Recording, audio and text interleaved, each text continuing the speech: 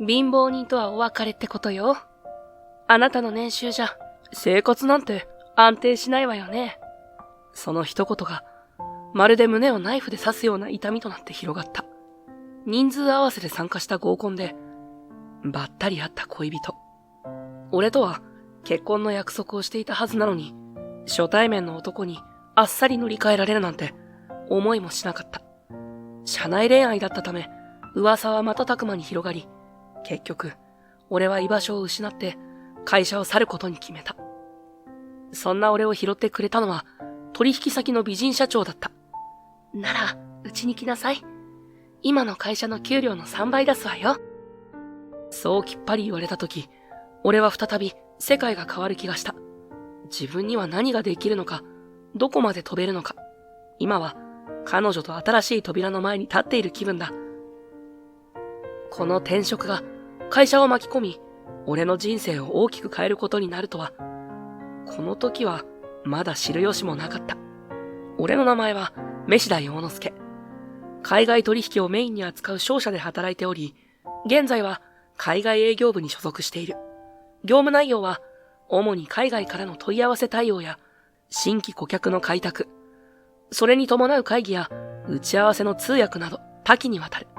もともと語学が好きで、学生時代に様々な言語に触れていたから、俺にとってはやりがいのある部署だ。それに自分が組み上げた提案が通り、海外の取引先と契約が結ばれると、すごく達成感を得られる。自分の言葉と行動が会社の成長に貢献していると思えば自信も湧くし、もっと頑張ろうという気持ちにもなる。大変な部分もあるが、海外のクライアントから感謝されたり、自分の提案がグローバルな場で生きたりすると、とても充実感がある。上司からは、次はアメリカ向けのプロジェクトを検討しているから、飯田も頼むぞ、なんて言われている。忙しさは増す一方だが、それだけ俺を必要としてくれている証拠でもあるし、モチベーションは高まるばかりだ。その日の仕事を終えたのは午後8時頃。先輩や同僚が残業で忙しそうにしている中、俺は、海外の取引が一段落したから今日は早く上がっていいぞ、という上司の計らいで退社を許された。いつもなら上司のお言葉に甘えてすぐ帰ることはしないのだが、今日は特別な理由がある。恋人、一宮里乃と食事の約束をしているのだ。里乃は同じ会社に勤めているが部署が違う。互いに海外案件に関わるタイミングもあって、社内ですれ違うことはあるものの、一緒に仕事をする機会はほとんどない。公私混同を避けたいという彼女の意向もあり、俺たちは社内恋愛を極力伏せている。だから、二人きりで会うのは退勤後か休日だけ。実は近々、俺と里乃は結婚するつもりだ。プロポーズをしたのはちょうど半年ほど前。厳密にいつ入籍するかはまだ決めていないが、結婚指輪もすでに選んでいて、時期を見て公表するつもりだった。俺は地下鉄の駅ビルにあるイタリアンレストランに到着した。落ち着いたムードで、ゆっくり話ができる小さな店だ。予約した席に向かうと、先に店に着いていた里乃が白いブラウス姿で笑顔を向けてくれる。ごめん、待った？ちょうど来たところ。席取っておいてくれてありがとう。洋之助は最近忙しそうだったけど、やっと落ち着いたの？里乃はニコリと微笑んで、そう尋ねてくる。彼女は総務系の部署で働いていて、社内の行事や庶務を取り仕切る立場で、いつもバタバタしている。俺はコートを脱いで、椅子にかけながら笑った。ヨーロッパの案件が成功して、正式に契約が決まったんだ。少しずつスケジュールなんかも調整して、ようやく落ち着いたよ。里乃の方こそ忙しかったんじゃない？私はまあ、いつも通り。会社のイベントごとが多くて、その準備に追われてる感じ。でも、こんな風に会えると、疲れも吹き飛ぶね。そう言って、微笑む里乃の笑顔を見ると、俺は自然と顔がほころぶ。食前に白ワインを少しだけ頼み、二人で乾杯する。派手ではないが、俺にとってはささやかな幸せの時間だ。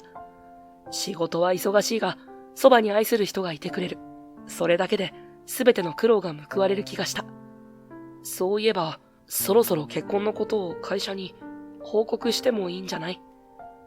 そう切り出したのは俺の方からだ。リノは一瞬表情を曇らせる。もう少し待っててもらえる？私、まだ仕事がバタバタしていて、それに上司にも言い出しづらくって。リノは心配そうに目をそらす。それを見て俺は、まあ焦らなくてもいいか、と言葉を飲む。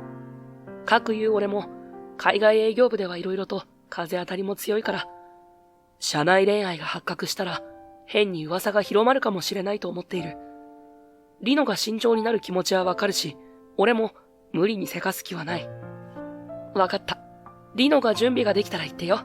俺はいつでも大丈夫だからさ。ありがとう。陽之介は本当に優しいね。結婚の準備もちゃんと進めていかないとね。指輪も早く取りに行きたいし。リノが嬉しそうに微笑むと、俺もほっとする。まだ人に言えない事情はあるようだが、着実に、俺たちは結婚に向かって進んでいる。少なくとも、その時の俺は心からそう信じていた。それから数週間ほど経った頃、同僚の海地龍馬から合コンに参加してほしいと泣きつかれた。今度の日曜に合コンがあるんだけど、どうしても人数が足りなくてさ、来てくれないか頼む。俺は顔をしかめる。龍馬、俺には彼女がいるって言ってるだろ。しかも結婚間近なんだぞ。合コンに行くなんてちょっと。いや、俺だってわかってるよ。けど、相手の方が人数バランスを気にしてて、男がもう一人必要なんだ。ほら、陽之介なら海外の面白い話とかいっぱいあるだろ。話もうまいし、女性受けいいと思うんだよ。いやいや、そういうことじゃなくて。とはいえ、龍馬には以前助けてもらった借りがあった。それに、実際俺はそんなに女性から注目を浴びるタイプじゃないし、当日無理に盛り上げる必要はない。まあ、顔を出すくらいならいいけど、どうしても人数合わせが必要なら、と、しぶしぶながら承諾した。龍馬は、俺を救世主か何かのように崇め始める。ありがとう。日曜の夜7時からだから、ちょっとおしゃれな居酒屋に予約取ってあるんだ。オッケー。あんまり期待はしないでくれよ。そして当日、龍馬に連れられ、指定された店に行くと、すでに女性陣が到着していた。女性は全部で4人。俺たちは、龍馬と俺。あともう2人、別の同僚が参加予定だ。どうも、海一です。今日はよろしくお願いします。龍馬がにこやかに挨拶している横で、俺は少し居心地の悪さを覚えていた。慣れない場だし、話を盛り上げるのは俺の得意分野じゃない。せめて龍馬が仕切ってくれれば、と考えていると、視界の端に見知った女性の姿を見つけた。リノ。そう、リノだ。俺の大事な恋人が、なぜ合コンの場に。目が合うと、リノも固まっていた。まさかここで会うとは思っていなかったらしく、驚きの表情を浮かべている。陽之介、なんで来てるの？合コンだよ。龍馬に人数合わせでって頼まれて。でもリノこそ、なんでここにいるんだ？お前も人数合わせか？声を潜めて問いかけたが、隣にいた、リノの友達らしき女性には、聞こえてしまったらしい。驚いた顔で叫ぶ。リノ、彼氏いたの？しかも結婚間近とか、知らなかったんだけど。他の女性たちも、マジ？本当？とざわつき出す。その反応に驚いたのは俺の方だった。リノ、確かに社内では内緒って約束だったけど、友達にも言ってなかったのか。だって、あんまり公にするのはって思って。リノはしどろもどろになっている。そこに唐突に割って入ってきたのは、一人の男だった。そいつは嫌味そうな笑みを浮かべながら、こちらを見下すように口を開いた。へえ、結婚ね。けどリノちゃんが誰にも言わないのは、つまりそういうことだろ。結婚したくないってやつだよ。彼は参加者の一人の後藤任次郎だった。俺は今日初めて会ったが、龍馬から事前に情報をもらっていた。海外から戻ってきて、うちの会社に入社した社長の息子だと。任次郎は余裕たっぷりの態度でテーブルに腰をかけ、俺に冷ややかな視線を向ける。ねえ君、年収いくら？はぁ？何ですか急に。別に具体的な額なんて言う必要ないでしょ。俺は思わず語気を強めそうになるのをこらえる。すると、忍次郎は鼻で笑った。まあせいぜい、そうだな、500万もいけばいい方かな。そんな安月給なら結婚なんて無理なんじゃないか。解消なしだと飽きられて当然だろ。リノちゃんって綺麗だし、もっと稼ぐ男はいくらでもいるからさ。例えば俺とか。俺は社長の息子だし、海外帰りで英語も得意だからさ。こういう男なら引く手あまたってわけ。忍次郎はそうさらりと言ってのけた。綺麗と言われたからか、リノが少し顔をあからめる。周囲が一気にしんと静まり返った。そんな沈黙を破ったのはリノの友達たちだった。社長の息子さんなの？海外にいたってことは留学とか？すごい、一緒に飲みましょうよ。そう言って近寄る女性たちに忍次郎は鼻を鳴らしながら得意げに腕を組む。俺の方へは一別もしない。俺はいたたまれない気持ちだった。リノが何も否定しないことや、忍次郎のあからさまな態度、取り巻く女性たちの空気、すべてが居心地悪い。悪い、先に失礼する。俺は軽く頭を下げて席を立った。背中に冷たい視線が突き刺さるのを感じたが、あまりにも不愉快で、一刻も早くこの場を離れたかった。リノは俺に声をかけるでもなく、ただ困ったような表情を浮かべたまま黙り込んでいた。俺は店を出た後、夜の街を一人で歩きながら、漠然とした不安が心に暗い影を落としているのを感じていた。翌朝、俺はいつも通りに出社したものの、昨夜の合コンでの出来事が頭から離れなくて、気持ちは重かった。リノと目が合えば、どんな顔をすればいいのかさえわからない。そのまま、海外営業部のフロアに向かおうとしたとき、廊下の曲がり角で、俺を出迎えたのはリュウマだった。悪かった。昨日は本当にすまなかった。彼は深々と頭を下げ、俺に謝る。いや、リュウマが謝ることじゃないよ。行くって決めたのは俺だからさ。気まずそうに顔を上げたリュウマは、昨夜の合コンがどういう結末だったのかを一気に喋り出した。昨日、陽之助が帰った後はさ、後藤の独壇場だったんだよ。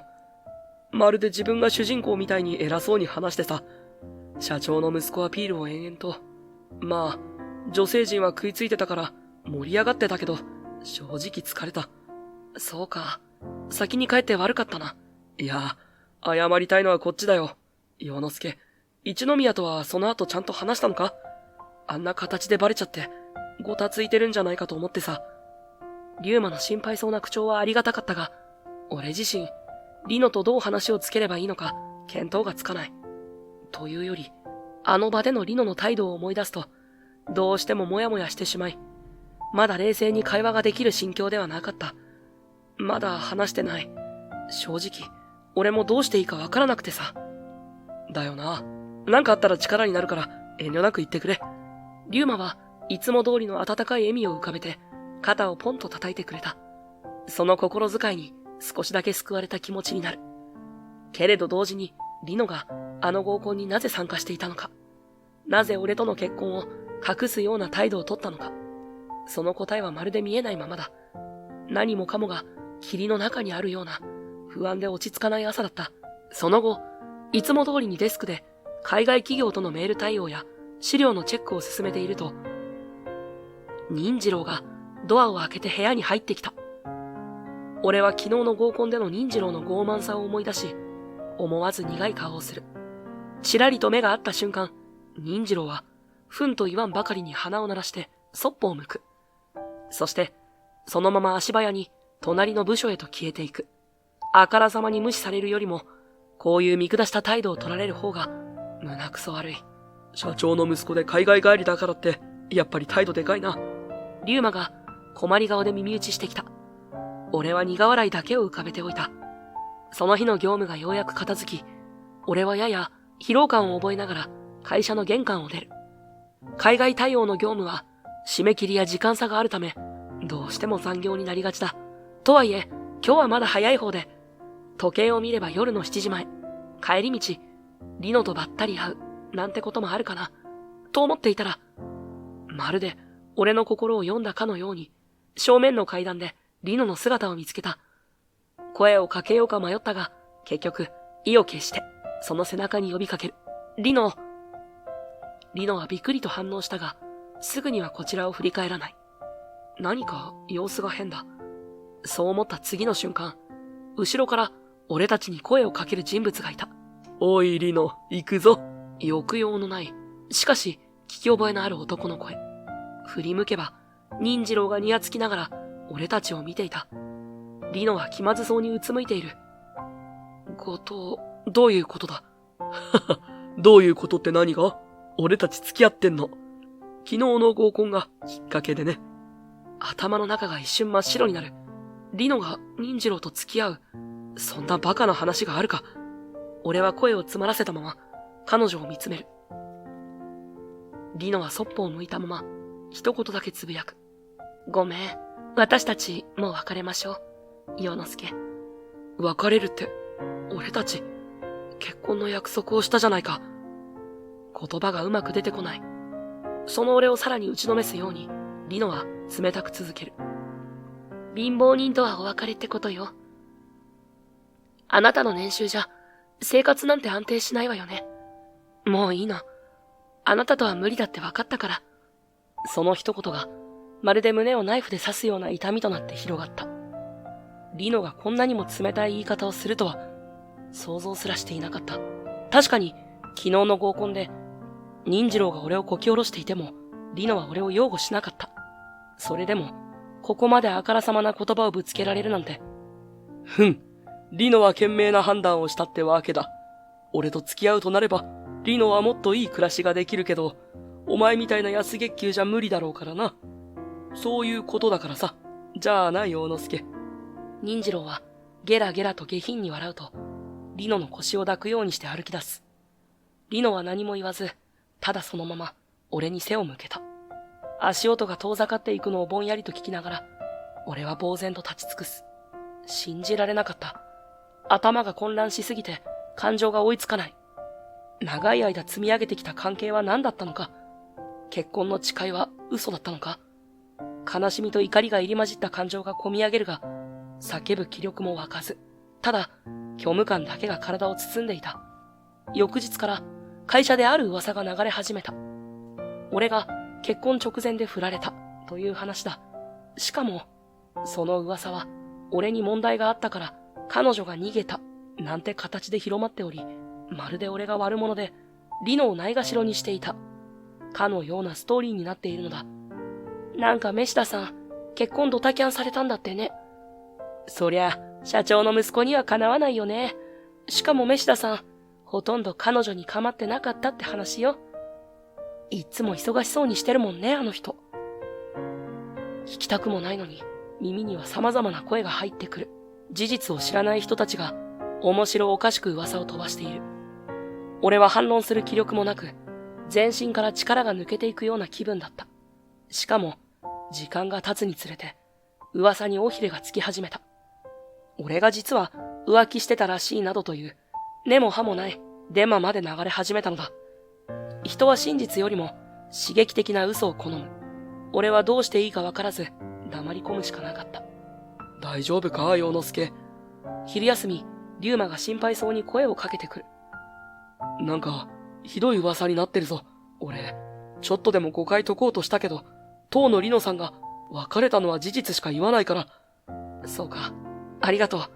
気持ちだけでもありがたい。龍馬は苦い表情で黙り込んだ。忍次郎の取り巻きたちが余計な尾ひれをつけて話を広めている節があることは気づいていた。それに対抗するカードが俺には全くなかった。出社するたびに、社内の空気が俺にとってどんどん居心地の悪いものになっていくのを感じ、憂鬱さが増していく。そしてついには、もうこの会社にいるのは限界だ、と思うようになった。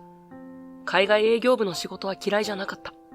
それどころか、語学を活かして海外のクライアントとやり取りするのは、俺の生きがいとも言えるほど楽しかった。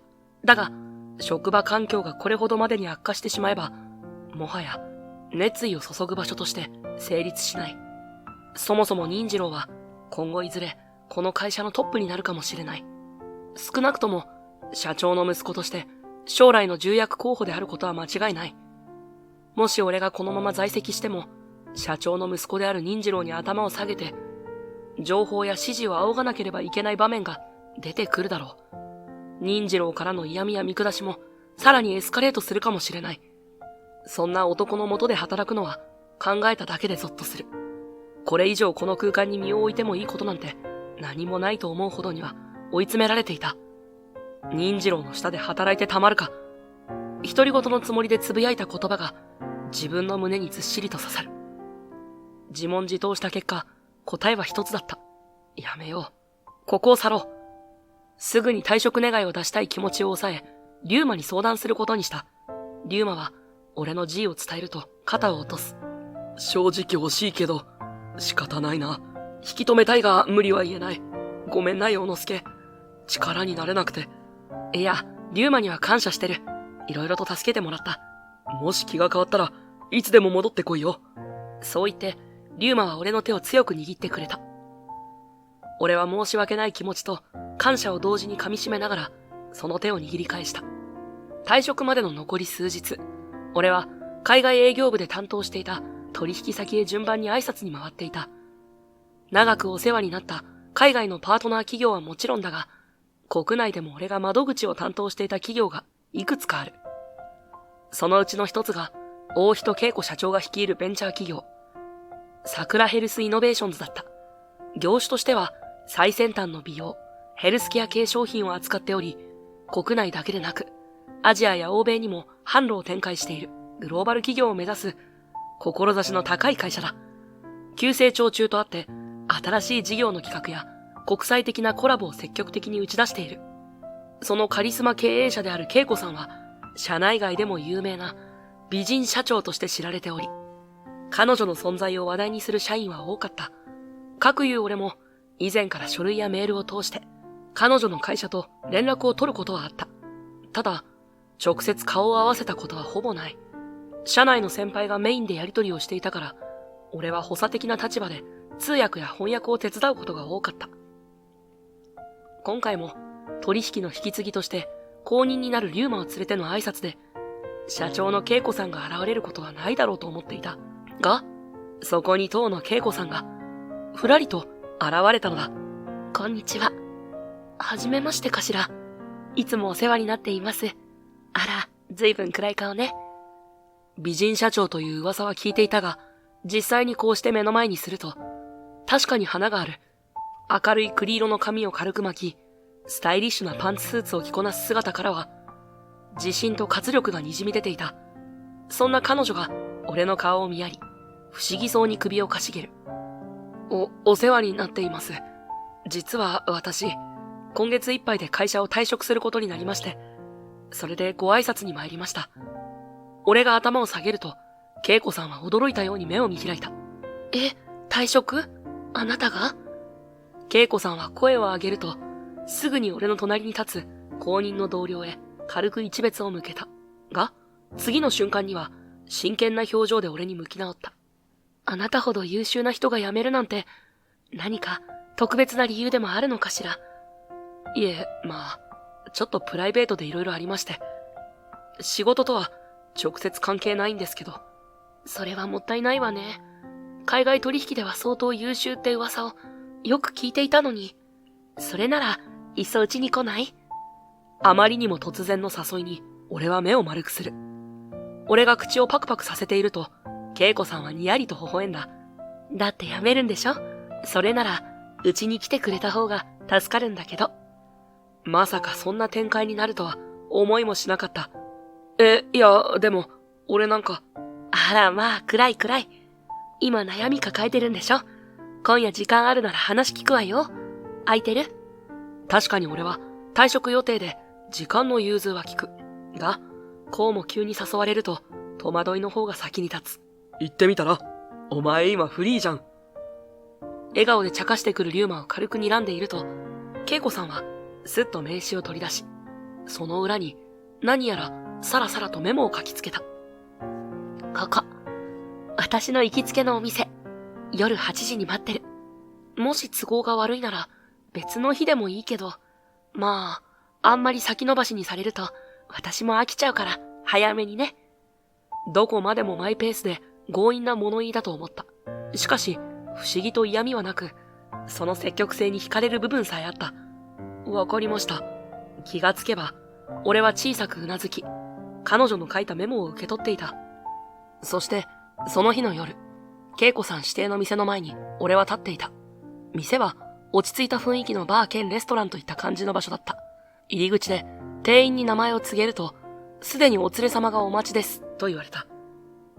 案内された奥のソファー席には、仕事中と同じパンツスーツ姿の恵子さんが座っていて、俺を見つけるなり軽く手を振る。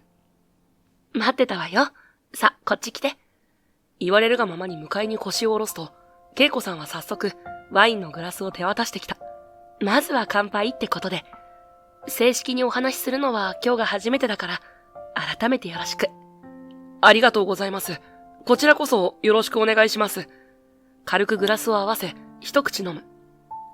その甘やかな香りを味わいながら俺は、正直、どこから話していいのかわからずにいた。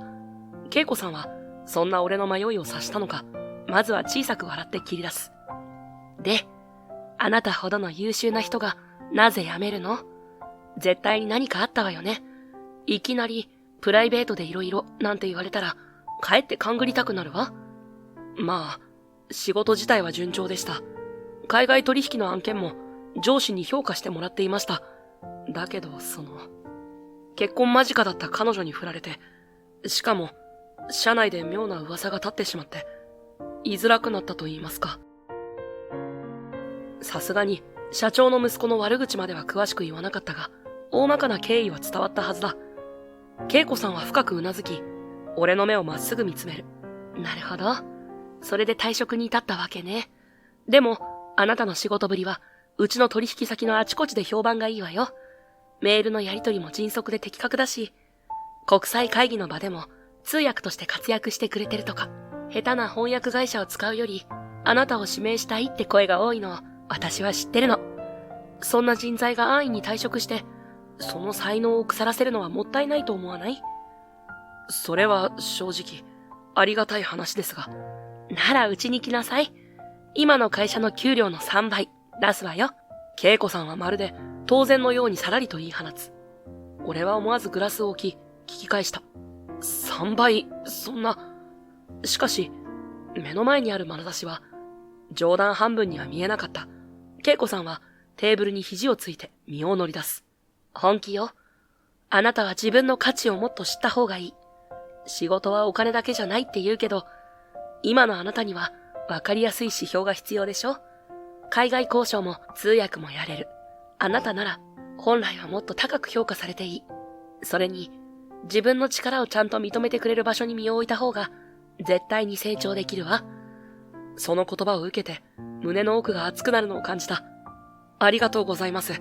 正直今の会社を辞めることは決めたんですけど、次のステップが全く見えてなかったんです。自分にはもう居場所がないんじゃないかって。そんなことないわよ。才能は埋もれさせちゃダメ。あなたの能力無駄にはしないわ。私は目先の利益だけを追うんじゃなくて、人の力を最大限に活かす経営がしたいの。だからこそあなたみたいな人材が欲しいのよ。恵子さんの言葉に俺は深く感動した。自分の価値を認めてもらえる喜びと、自分がまだ捨てたもんじゃないと思える感覚に満たされる。先日までの暗い気持ちが少しずつ晴れていくようだ。ワインの酔いだけではない、心地いい熱が体の中を駆け巡る。それじゃあよろしくお願いします。ぜひ貢献させてください。そう答えると、恵子さんは満足そうに微笑み、一緒に頑張りましょう、とグラスを掲げた。俺はそれに応えて静かに乾杯する。こうして、俺は新たなステージへ踏み出す決意を固めたのだ。数週間後、俺は桜ヘルスイノベーションズでの新しい仕事を始め、海外事業部のコーディネーター兼通訳として活躍していた。と言っても実際には、単なる言葉の翻訳以上にビジネス交渉を円滑に進める調整役の側面が大きい。その日のオンライン会議では、ヨーロッパのヘルスケア企業から新商品の共同開発について具体的な打診があり、俺が交渉の窓口を担当することになっていた。こんにちは。早速ですが、今回の共同開発で一番気になっているのは出荷スケジュールなんです。そちらではどの程度のスピードで対応していただけるのでしょうか。すかさず、俺は要点をメモりながら、恵子さんや役員陣へ向けて振り返る。先方は、どんなタイミングで安定供給ができるかを重要視しているようです。弊社の工場ラインに余裕があるかどうか、後で製造部門とも確認しますね。それを聞いた恵子さんは、うなずきながら指示をくれた。お願い。今すぐ答えられない部分は、調整中として伝えて、まずは、大まかなリードタイムを返事してあげましょう。焦ってご情報を出すより、その方が誠実だわ。俺は再びモニターの方へ向き直り、丁寧な口調で答える。承知しました。現在の生産ラインを確認してみないと、正確な時期は出せないのですが、今のところ、来月末には出荷が可能と見込んでいます。詳細なスケジュールにつきましては、製造部門と話を詰めてから、改めてご連絡しますので、少しお時間をいただけますか。相手担当者は、わかりました。ぜひお願いします。とうなずきながら、こちらが提出を予定している書類や、サンプルの件を追加で尋ねてきた。俺はそのまま、画面共有を使い、PDF 化した資料を提示しながら説明を続ける。そうすることで言葉だけでなく、視覚的にも納得してもらえるよう努めるのだ。一通りのやりとりを終えた後、担当者は好感触を示してくれた。通話を終えた瞬間、恵子さんは嬉しそうに微笑んだ。ありがとう、陽之介。あなたが細かいところまでフォローしてくれるから、相手も安心してくれたみたいね。いつも助かるわ。こうやって交渉の落としどころを探りながら、社内外の調整を進めるのが俺の役目だ。相手とこちらの意図を噛み合わせ、互いに納得できる形に持っていくプロセスが、妙に性に合っている気がする。いえ、恵子さんがしっかり方針を示してくださるからですよ。わかりやすい指示があると、俺も対応しやすいですし、そう言うと、謙虚ねと軽く笑われた。通訳という肩書きではあるが、実際はそれ以上の仕事をさせてもらえている。そう実感すると同時に、自分の存在が会社の成長に役立っているのだと思うと、胸が熱くなるのを感じた。さらに嬉しいのは、社内の空気が若々しく、挑戦を歓迎する雰囲気に溢れていることだ。上司が若手を積極的に登用し、意見を出し合うことを当たり前とする文化がある。俺も新参者ながら、こういう新しい取り組みをやってみてはどうかと提案すれば、必ず誰かが耳を傾けてくれ、検討してくれる。ここは素晴らしいな。そんな感想を何度も抱きながら、俺は新しい職場で目まぐるしくも充実した日々を送っていた。その夜、俺は資料作成に熱中していて、気づけば終電も近い時間になっていた。会社のオフィスの照明がまばらになる中、俺だけがデスクにかじりついている。突然、デスクの前に人影が落ちるのに気づいた。顔を上げると、そこには恵子さんが立っていた。まだやってるの？もう遅いわよ。根を詰めすぎたら体を壊すわ。ほどほどにしなさい。その声には上司としての厳しさというよりも心配の色が濃く滲んでいた。俺は急いでパソコンを閉じ、すみませんと頭を下げる。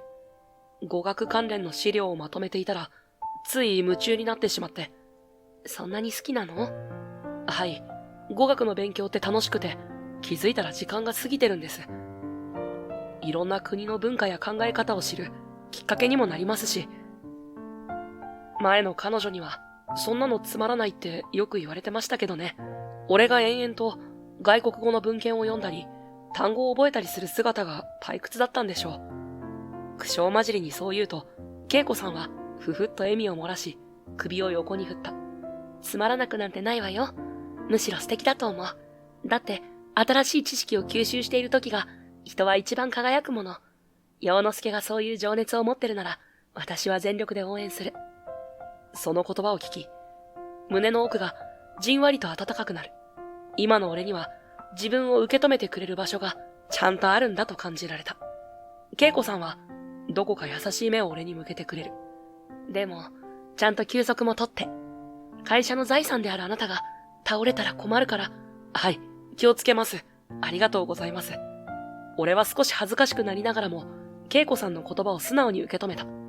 自分が語学に没頭してしまうと、確かに周囲が見えなくなる癖がある。それをつまらないとバッサリ否定されるのと、あなたらしさだよと肯定されるのでは、こんなにも心のあり方が違うものなんだと実感した。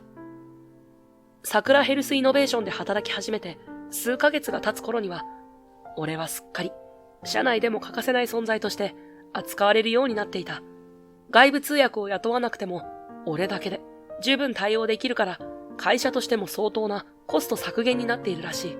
それだけじゃなく、相手とダイレクトにコミュニケーションを取れることで交渉がスムーズに進み、業績アップにもつながっているという。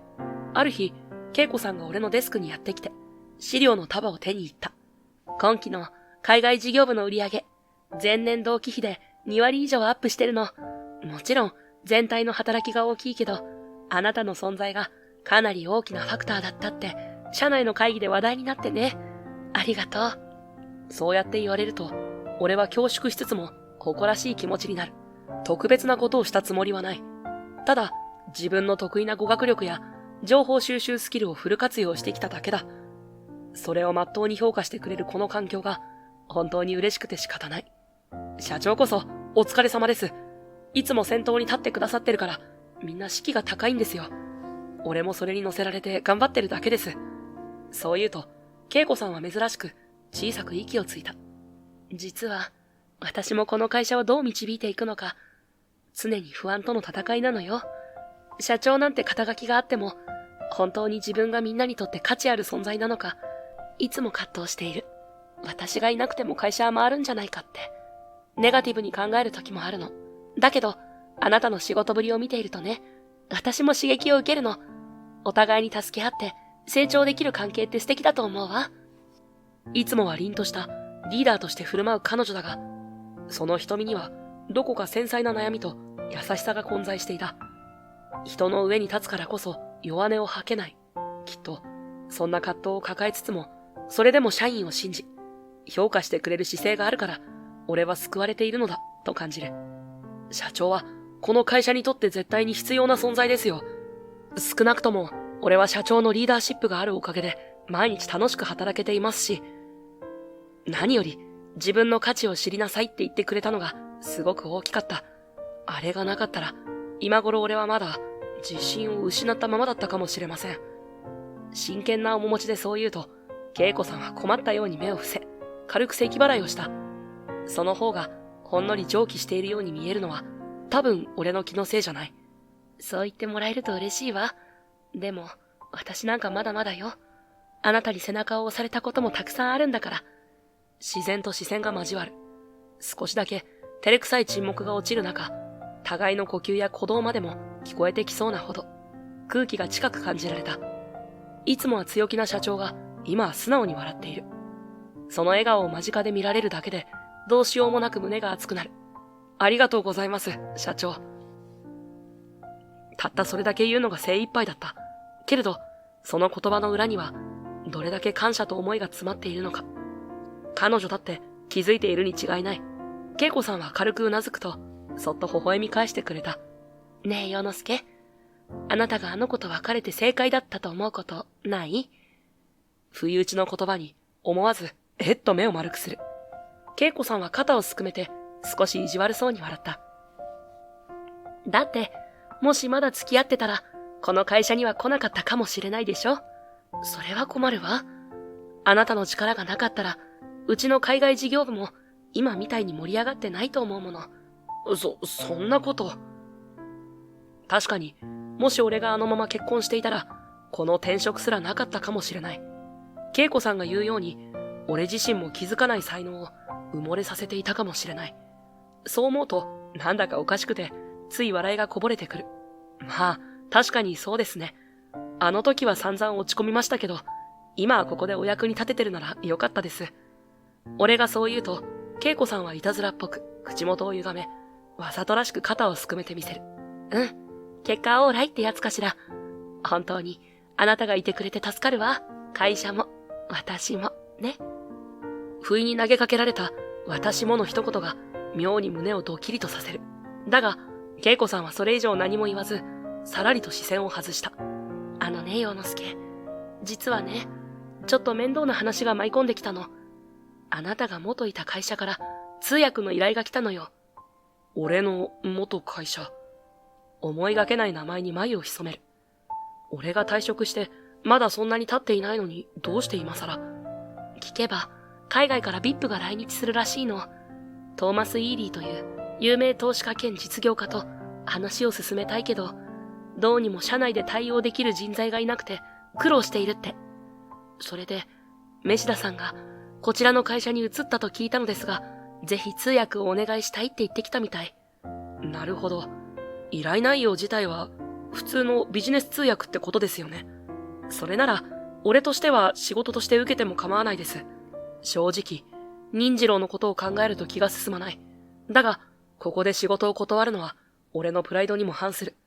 通訳として成長しようと思うなら、むしろどんな案件も受けて腕を磨くべきだろう。そう言うと思った。陽之介って不器用なほど真面目よね。でも無理しないでほしいの。私としては、あなたに嫌な思いをさせたくない。もし行きたくないなら、断ってもいいと思ってる。恵子さんの声には、明らかに俺を気遣う感情が込められている。俺は少しだけ微笑んで首を振った。大丈夫ですよ。契約自体はうちの会社にとってもメリットがあるはずですし、相手が誰であれ仕事は仕事です。やらせてください。それでも恵子さんはまだ不安そうに視線を落とす。わかった。でも私も同行していいかしら。思いもよらない言葉に心臓がドキリとする。社長がわざわざ商談の場に同行してくれるなんて、本来ならそうそうないことだ。大抵は部下か役員の誰かを派遣すれば事足りるのに。俺は慌てて手を振る。そんな、社長が出向くまでもないですよ。いくらなんでも、VIP 対応とはいえ、通訳するだけですから。でも、陽之介が何か嫌なことを言われたり、変なトラブルに巻き込まれたりしないか心配なの。社長である私が出向くなんて、大げさだって言われそうだけど、今の私にはあなたが必要だから。その言葉を発する恵子さんの方は、どこか赤みを帯びているように見えた。彼女が、自分にはあなたが必要だ、と言ってくれた。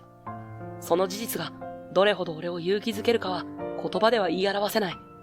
わかりました。では、お言葉に甘えて、社長にご同行いただくことにします。でも、気を使わせないように、俺も全力で動きますから、くれぐれも無理はなさらないでください。ありがとう。じゃあ、日程を調整しましょう。相手先と連絡を取って、スケジュールが固まり次第教えてちょうだいね。俺たちは微笑み合った。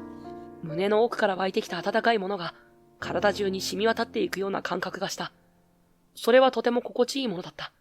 商談当日、俺たちは車で商談場所である俺の元会社へと向かった。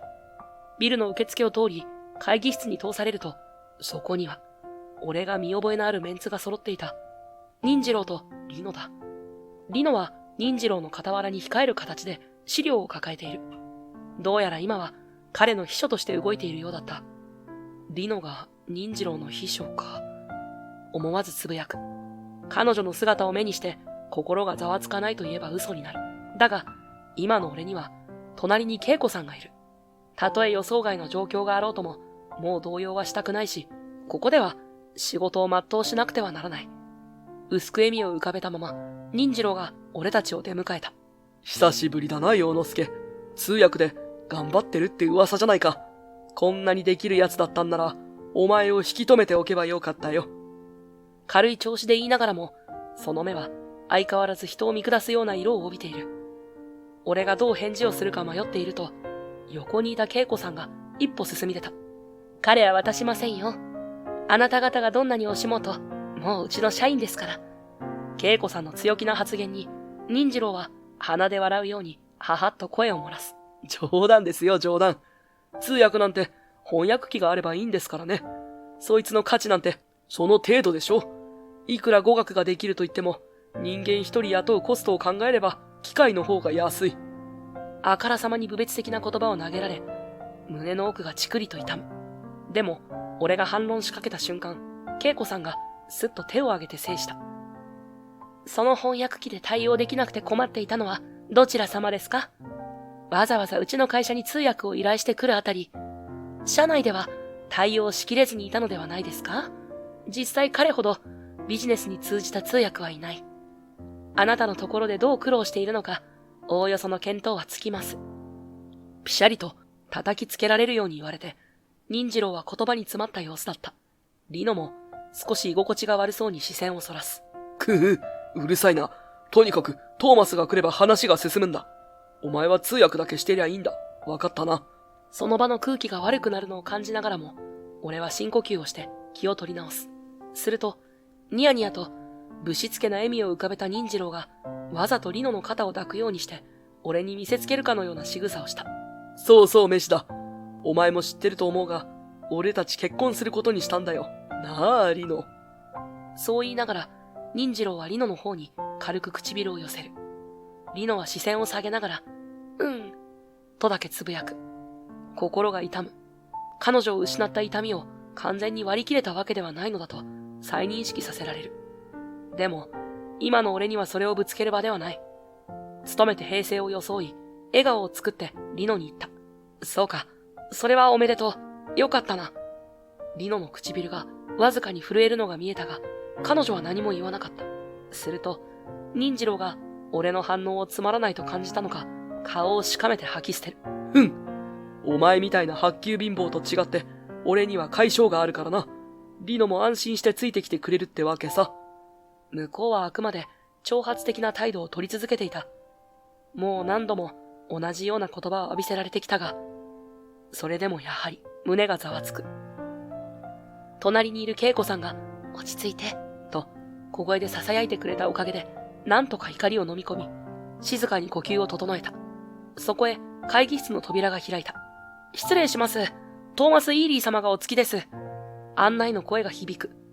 場の視線が一斉に入り口へ向かうと、落ち着いた笑みを浮かべたトーマス・イーリー本人が姿を見せた。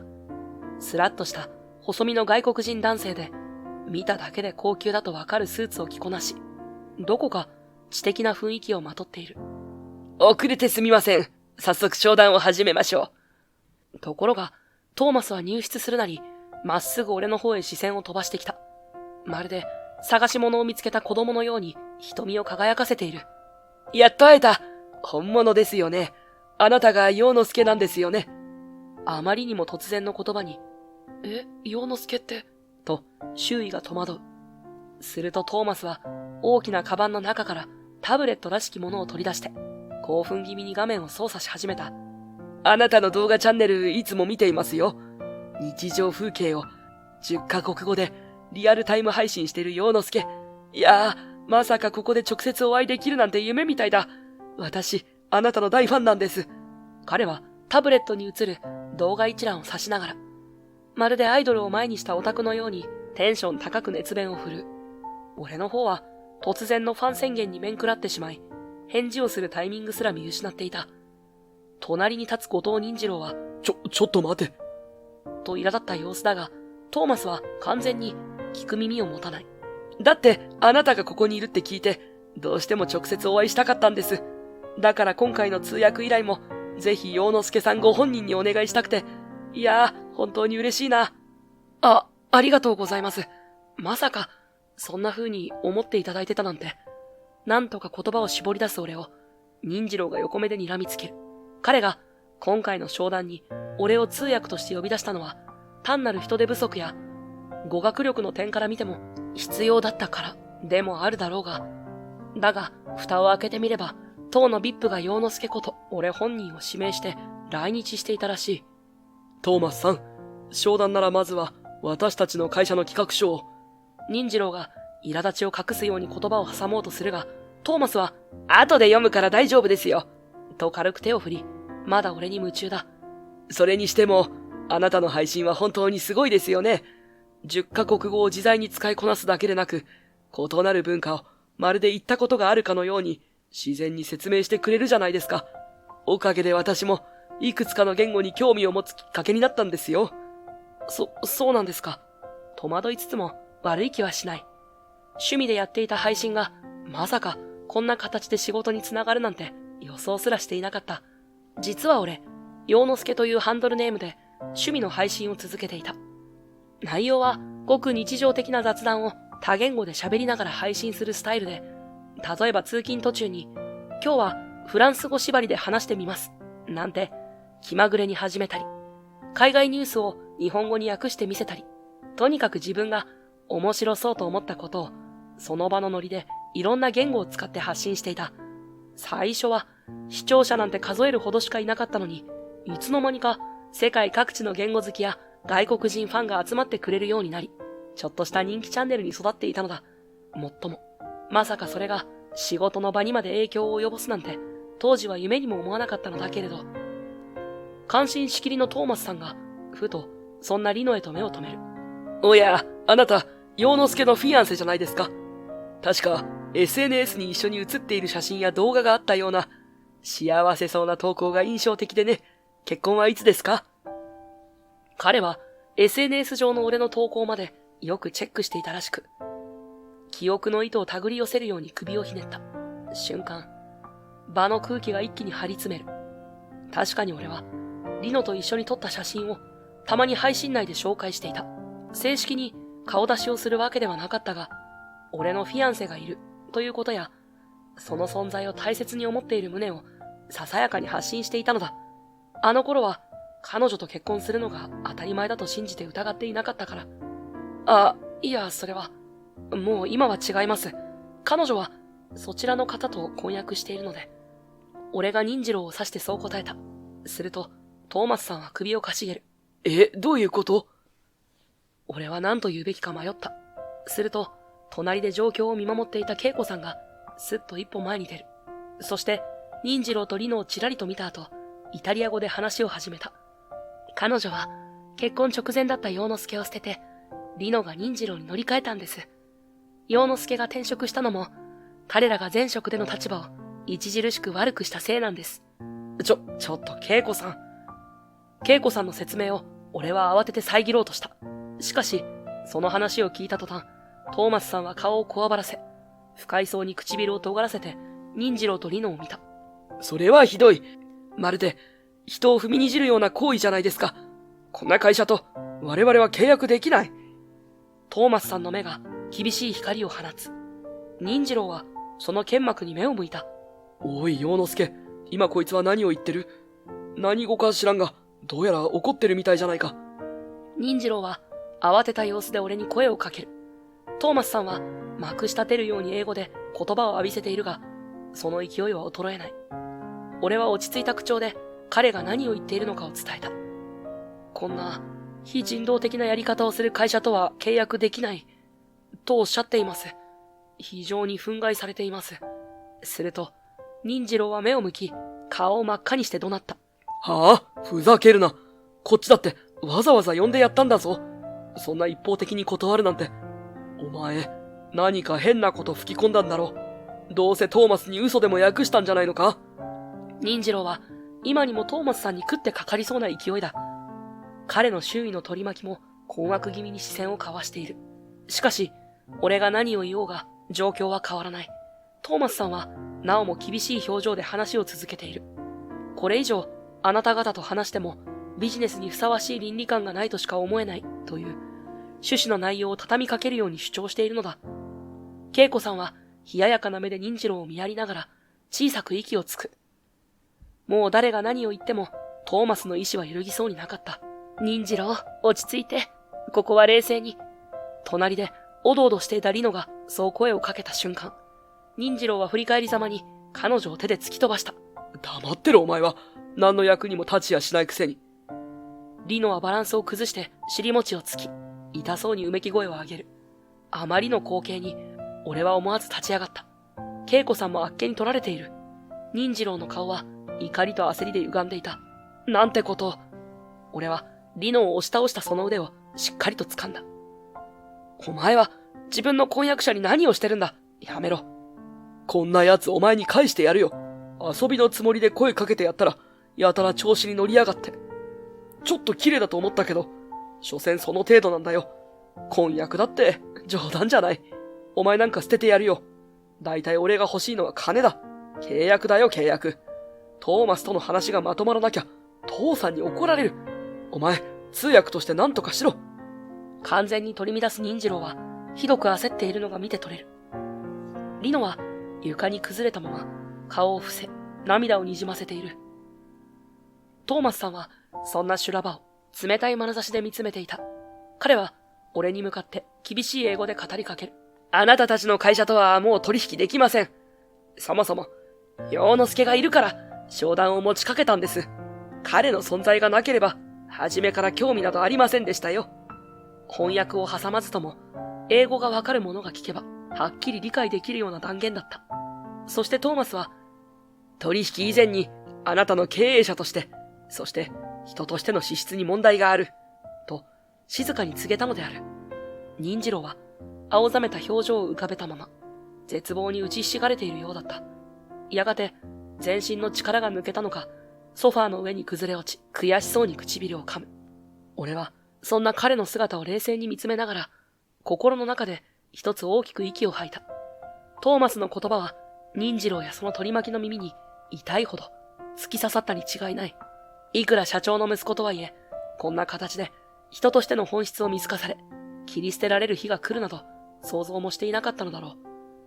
彼の自業自得とも言える結末に、俺は何も言えず、ただ静かに目を伏せた。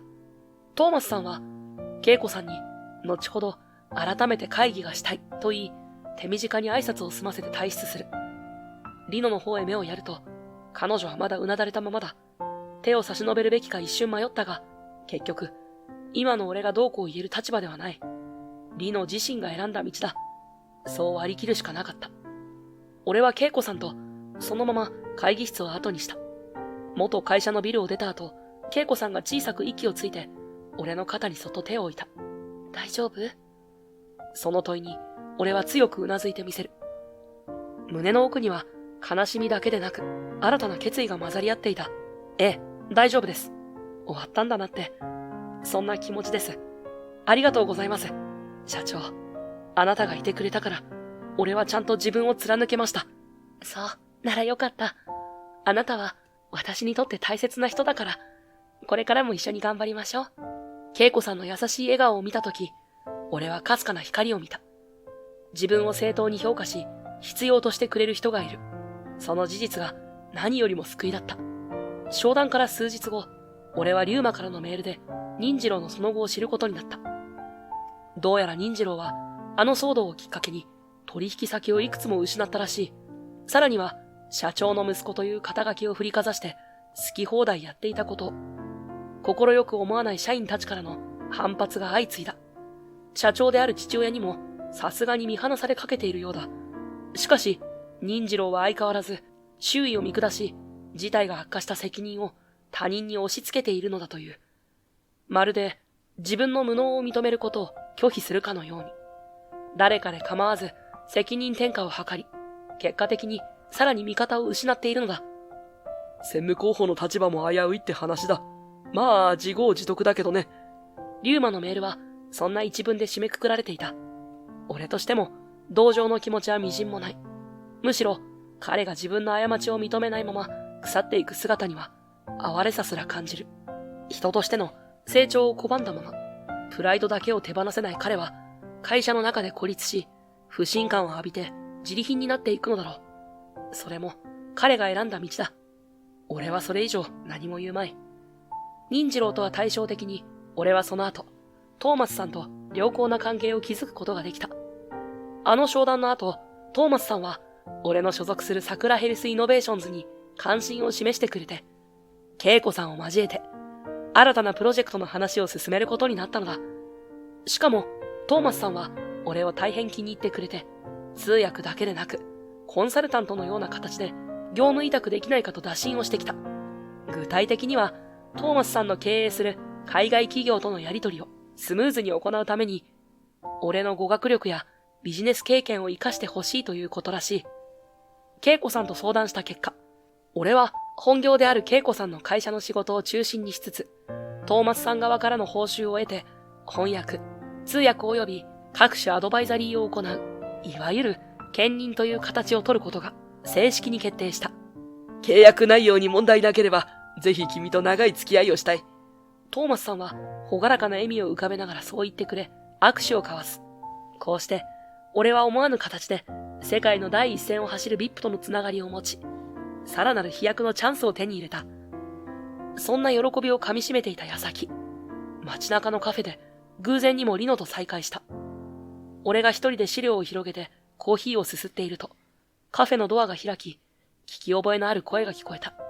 顔を上げると、そこにリノが立っていたのだ。視線が合うと、リノは罰の悪そうな表情を浮かべ、ゆっくりとこちらに近づいてきた。久しぶりだね。少し話せるかな。俺は戸惑ったが、今更避けるのも大人げないと思い、うなずく。リノは、俺の迎えに腰を下ろし、しばらく黙っていたが、意を決したように口を開いた。この前の商談の時の陽之介、すごくかっこよかった。どこか居心地悪そうに言うリノは、まるで自分で自分を責めているかのように表情を曇らせる。そして言葉を継いだ。私、いつもあなたが仕事にのめり込んでいて、本当に自分を見てくれているのかわからなかったの。結婚するって言ってくれたけど、私への気持ちが伝わらなくて不安だった。でも今ならわかる。お互いを尊重し合うってすごく大事だったんだって。リノはうつむきがちに続きを話す。どうやら、忍次郎と一緒にいるうちに自分が全然大事にされていないと痛感する場面が何度もあったらしい。特に先日の商談の時、自分のことを物扱いするように突き飛ばされたあの一瞬で、彼女の中で何かが決定的に崩れ去ったという。陽之介と付き合っていた時はただ、あなたと一緒にいたかった。でも、あなたのペースについていける自信がなかったから、別の安定を求めてしまった。結局、私はあなたが好きだったくせに、自分の本当の気持ちと向き合わずに逃げちゃったんだと思う。最後にリノは小さく笑って、ごめんねと言った。でも、もう大丈夫。お互い分かり合えなかった過去は消えないけど、ちゃんとあなたのことを応援してる。今のあなたは、すごく輝いてるから。元気でね。そう言い残して、リノは席を立ち、手を振って去っていった。店を出るまで、彼女が振り返ることはなかった。でもその背中からは、以前とは違う決意が感じられた。幸せになれよ、リノ。俺は小さくそうつぶやいて、彼女を見送った。夜、会社のオフィスで残業をしていると、恵子さんがカップに入ったコーヒーを持ってやってきた。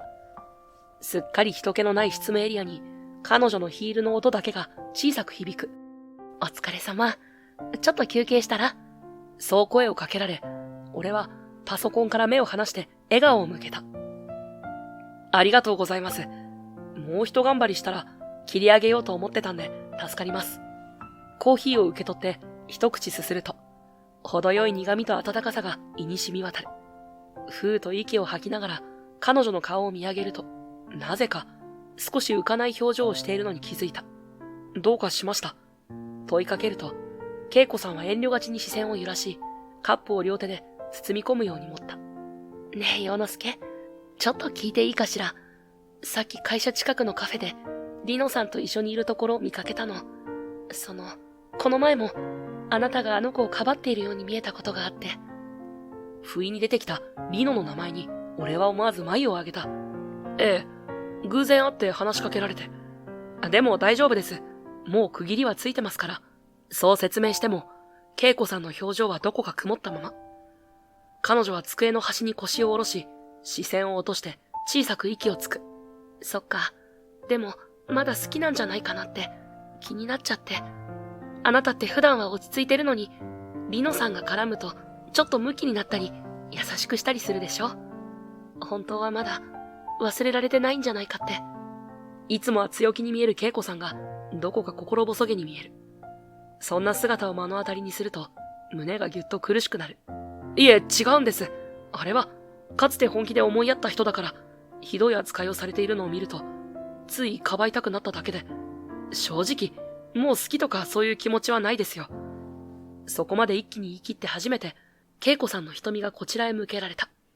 ほんの少し、潤んでいるようにも見えて、俺は思わず心臓が跳ねる。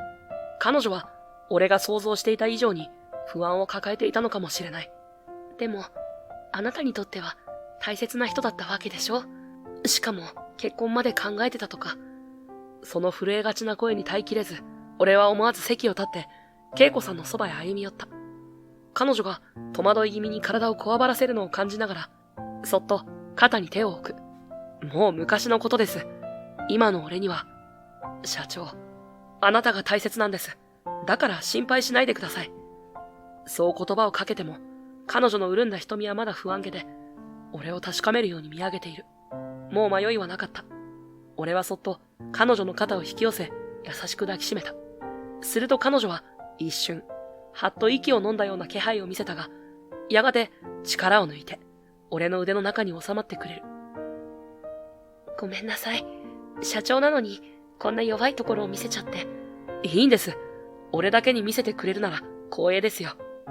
耳元でそう囁くと、恵子さんの背中がかすかに震える。彼女の髪からほのかに香るシャンプーと、俺を信じようとしてくれている鼓動が、やけに愛しく感じられる。あなたには、とっても感謝してるの。これからも一緒にいてくれる？プライベートも。もちろんです。ずっと一緒にいたいですから。心の中で何度も繰り返してきた思いを、ようやく言葉にして伝えた。恵子さんは、俺の胸に顔をうずめたまま、黙って何度もうなずいている。よどんでいた空気が嘘のように、二人の間を安心感が満たしていった。オフィスの冷たい照明の下、それだけがやけに暖かく感じられる夜だった。結局のところ、自分の価値は他人が決めるものじゃない。それは自分自身で見出し、磨き、信じていくものなんだと、今ならわかる。本当の価値とは、お金や地位じゃなく、自分が持つ能力と、それを生かそうとする意志にあるんだ。俺はこれからも、周囲の声に振り回されず、自分の可能性を信じて、次のステージへと進んでいこうと思う。